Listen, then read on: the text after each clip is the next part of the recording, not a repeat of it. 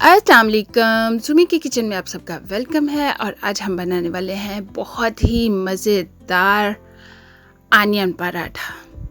बहुत सारे लोगों को होता है कि आनियन पराठा भी कोई पराठा होता है, लेकिन भाई बहुत मज़े का होता है। ट्राई करें, आपको पता चल जाएगा। और बहुत इजी भी होता है। तो आनियन तो हर घर में आराम से पड़े होते हैं। ये देखिए आनियन लिए हैं, उनको मैंने बारीक बारीक काट लिया है। तो वही रोटी का आटा जो गूंदा हुआ ऑलरेडी घर में पड़ा होता है या हम रोज़ाना गूंदते हैं, वही वाला आटा है। तो उसको मैंने ले लिया है। और अगर आटा गूंदने की रेसिपी चाहिए हो तो वो भी मेरे चैनल पे मौजूद है, तो आप देख सकते हो, मैं डिस्क्रिप्शन में डाल दूँगी।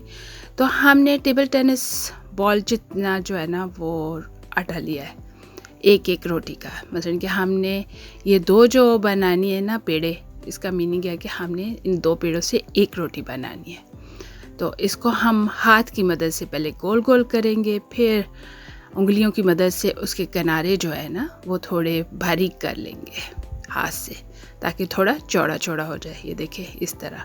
तो अगर ज़रूरत पड़े तो हम मैदा भी साथ साथ लगाते जाते हैं। तो मैदा हमारे पास पड़ा हुआ है, तो साथ साथ हम उसको मैदा लगा रहे हैं और हाथों की मदद से ऐसे आराम आराम से हम काम कर रहे हैं।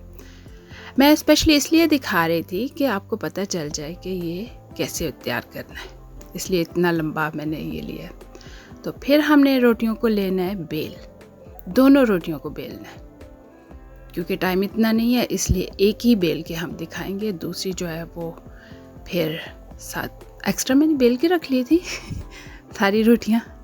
तो ये जी रोटियां हमारी तैयार हो गई हैं। तो अब एक रोटी पे हम लगाएंगे बटर। तो बटर आप पे डिपेंड करता है कितना लगाना है और कितना खाना है, वो आपकी अपनी मर्ज़ी है। तो ये देखें जी, मैंने बटर लगा दिया है। बटर लगाने के बाद मैंने उस पर आनियन जो है ना वो बिछा दिया प्रॉपरली। तो नमक मैंने आनियन को लगाया हुआ था, सिर्फ नमक लगाया था। तो ये मैंने बिछा दिया है। तो ये ऊपर मैंने ग्रीन चिली जो है ना कटी हुई वो डाल दी है, और साथ मैंने क्रश्ड रेड पेपर जो है ना वो स्प्रिंकल कर दिया है। तो दूसरी रोटी ऊपर डाल दी है। बस इतना ही। अगर आपके पास हरा धनिया हो तो डालना ना भूलें। मेरे पास ख़त्म हुआ था, सर्दियों का मौसम है, इतना आम भी नहीं होता यहाँ, तो इसलिए मैंने नहीं डाला। लेकिन उसका टेस्ट आपको पता है कि बहुत मज़े का होता है। तो दोनों रोटियों को हमने अच्छी तरह जोड़ लिया था पहले हाथ की मदद से। तो अब हम बेलन से कर रहे हैं थोड़ा सा, और बहुत हल्के हाथ से करें। तो चले भाई, पैन हमारा गर्म है, उसमें डाल देते हैं। ये देखिए मैंने नीचे थोड़ा सा ऑयल लगा लिया है ताकि रोटी चिपके ना।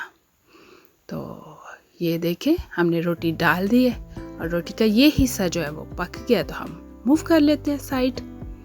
तो अब दूसरी साइड से भी हम अच्छी तरह पकाएंगे, और इस साइड पे हम लगाएंगे, आपने बटर लगाना है, घी लगाना है, लेकिन मैंने ऑलिव ऑयल लगाया है।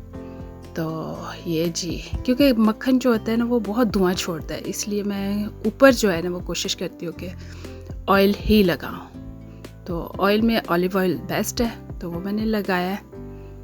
और ये देखें जी, ज़बरदस्त पराठा जो है ना वो तैयार हो गया हुआ है जल्दी से।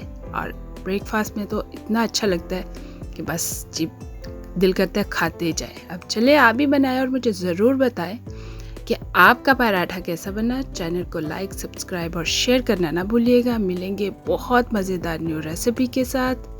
अल्लाह हाफिज़।